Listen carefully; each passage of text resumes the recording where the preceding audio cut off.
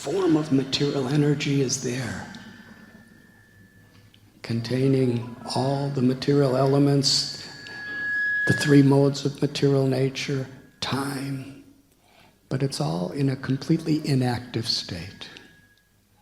Until Karunodakshayi Vishnu glances upon it. Through that glance, he invokes kala, or time. And that time factor activates the gunas, the three modes of nature: goodness, passion, and ignorance.